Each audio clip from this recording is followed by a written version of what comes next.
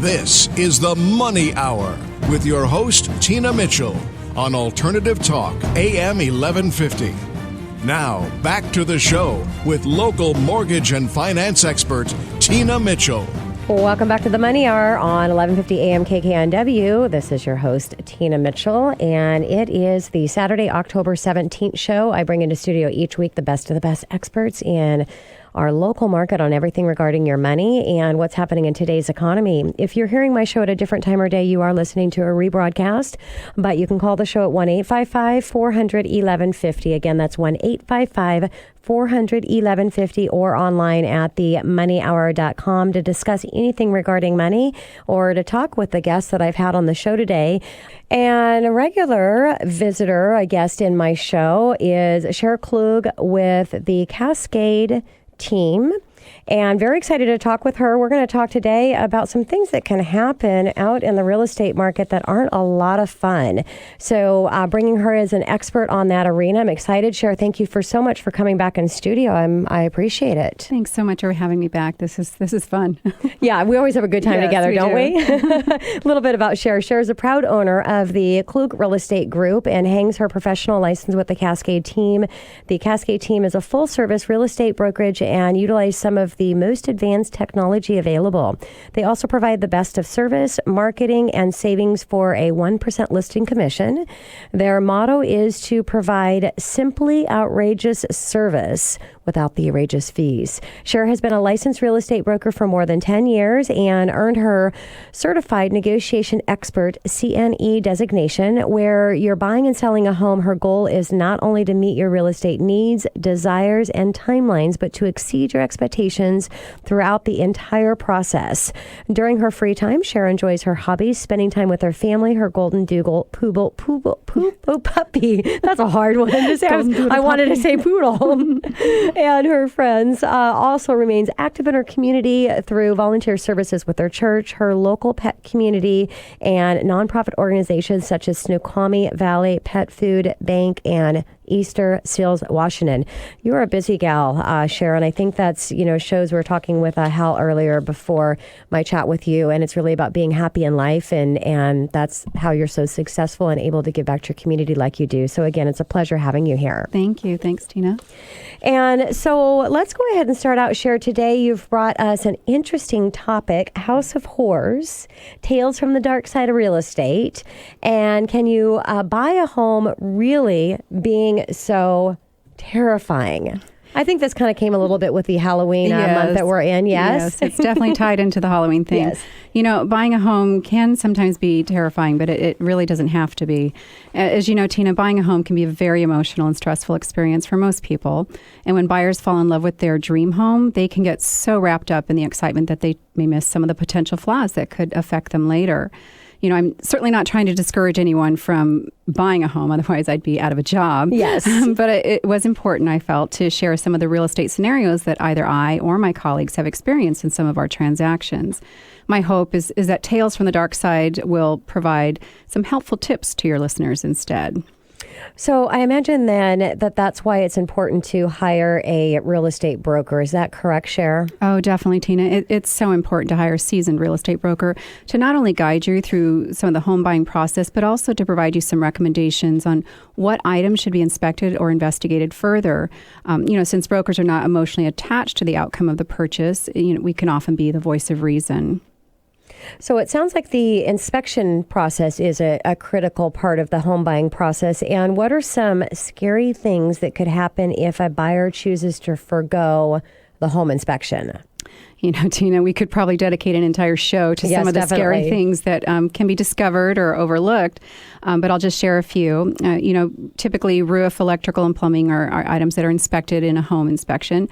But some of the other areas that should be considered also include like the crawl space or attic, exterior siding, a private well if it's not attached to the public water system, water pressure, and even pest inspections.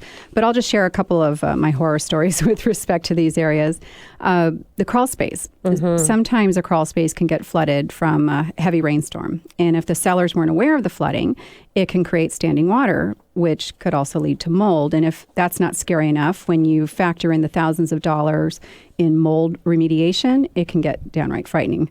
So tied into the crawl space theme, one of my colleagues actually had the unfortunate opportunity to follow the home inspector into the crawl space personally to view the standing water that had been discovered. You know, of course, it's dark in the crawl space, and there's the vapor barrier that goes across the dirt. It lays across the dirt typically, but that vapor barrier had risen up with the flooding and was floating on top of the water. So when he went down to touch the barrier, he actually fell forward into about a foot of disgusting mud and water, soaking his entire front side. So the life of a realtor is not always so glamorous. And then there's, private wells. In some of the more rural areas of our state, you can find private drinking wells on the property instead of being tied to the public water system. And so it's important to have those inspected too.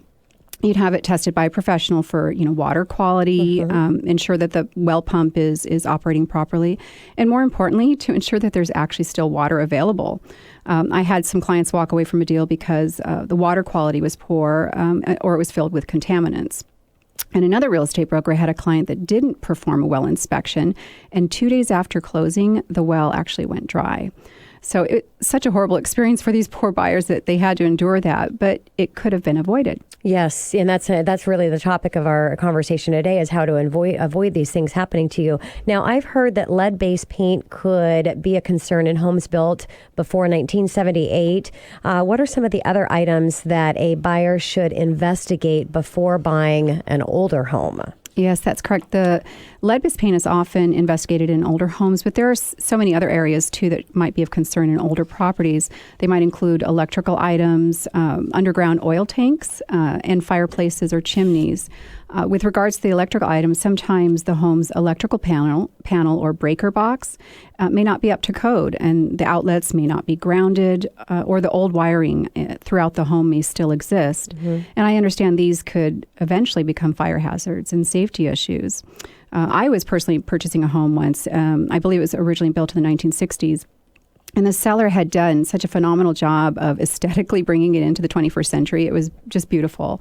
Fortunately, I had it inspected and found that none of the outlets were grounded, and the old wiring was still in place. And at the time, the inspector estimated that it would cost me about $10,000 to install new wiring and have the outlets grounded.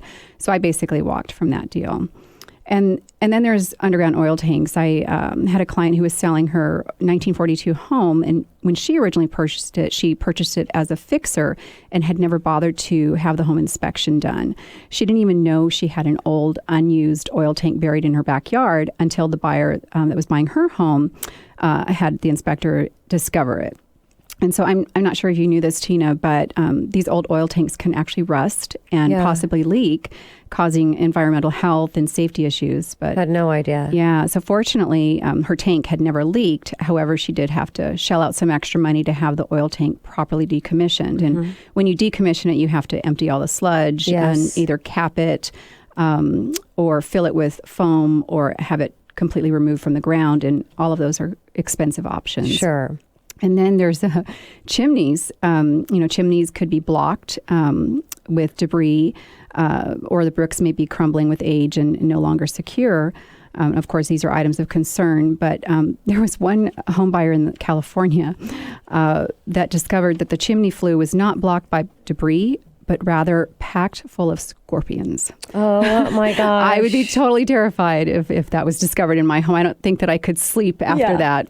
Thank goodness we don't have scorpions here in Seattle. Exactly. But you don't know, until you investigate what's in there. Oh, my gosh.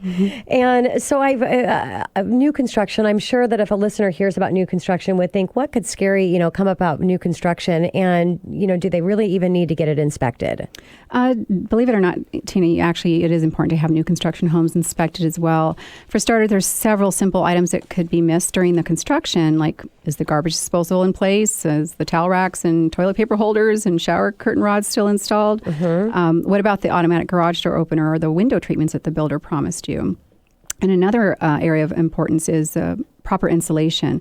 Oftentimes, these can be found missing in the attic or the crawl spaces. So imagine how shocked the buyer would be when he opens his first heating bill after a winter in his new uninsulated home. That could be terrifying. Yes. And a more expensive example of an inspection oversight for a new home was after the owners discovered their master bedroom and bath had a sort of a musty odor, and mildew was growing on the bathroom walls, and it was only 4 months old. And they noticed that it had started about 2 weeks after moving in, and they were sick with asthma and thought perhaps they had the flu. But when they had an inspector come in, they actually discovered the exhaust fan had not been installed. The tub was not fully connected, so there was standing water under the tub. And the mold growth that they found on the wallpaper was filled with toxic pores.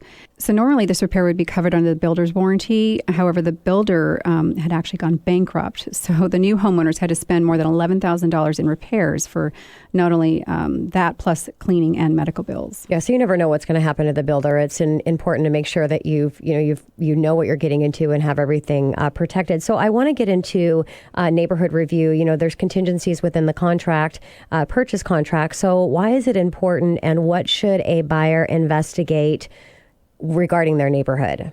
Oh, it's very important. And Tina, when you're buying a house, you're not just buying a home, you're buying a community too. So I always encourage my clients to do a neighborhood review. In this market, however, we typically keep it short to like 3 to 5 days and in line with the home inspection timeline. But there's several things you should consider. Your neighbors, for one. It's always good to knock on a couple of doors and ask, what they've liked or disliked about the community. Maybe find out why the current homeowners are selling. And it also gives you a chance to interview your potentially future neighbors and see if you might get along. Future development, if your house is maybe backs to a green belt, and I would find out who owns the property and see if they have plans for future development, because you may ultimately lose your privacy or the view that you paid a premium for. So that's something certainly worth investigating. And then, of course, there's crime. Safety is obviously a concern for most people, so I always encourage my clients to investigate the crime rates in the community. They can Google the property address to see if any crimes appear on the internet, call the local police department and see if there's been any incidents, et cetera. There's also a website called crimereports.com, and you can see what types of crimes had recently been committed in your area.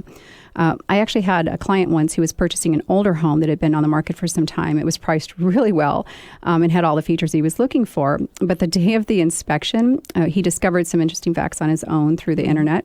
It turns out the owner of the house had actually been shot dead on the front porch during an altercation with local authorities. He eventually terminated the contract due to some issues with the house, not necessarily the death. But it still gave me the heebie-jeebies to be in that home during the inspection. Yeah, neighborhood review is really important. You want to make sure where you're at is the same. That would be a terrible thing to find out if it's something that would, put you in a bad space in your own home. So the House of Horrors stories have made it very clear that a home inspection and neighborhood review are key. What are some of the other items that a buyer should investigate before buying a home, Sher?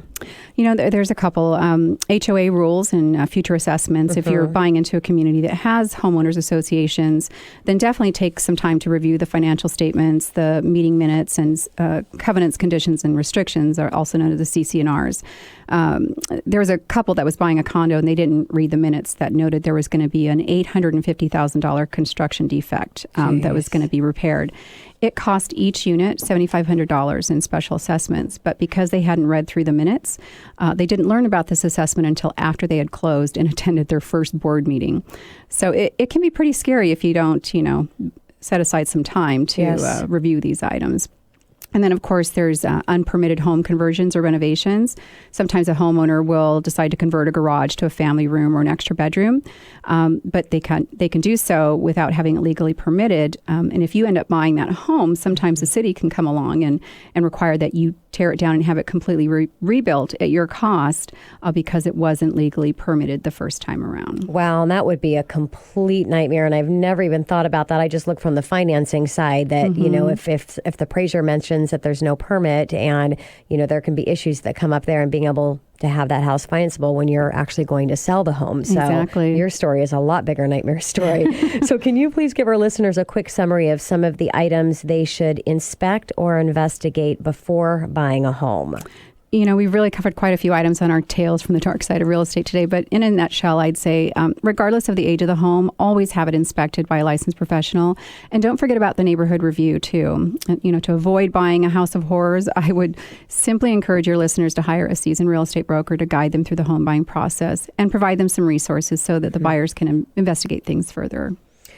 Sher, thank you so much for putting a spin on my time with you today in the spirit of Halloween. But it's a serious conversation and a lot of great information that you provided for my listeners. You just really need to be prepared. Make sure you're working with the right people. Make sure you know exactly what you need to do to protect yourself and protect that home moving forward that you're ultimately going to be raising your family in. So, Sher, thank you so much for spending time with me today. I really appreciate it. You bet. Thanks so much, Tina.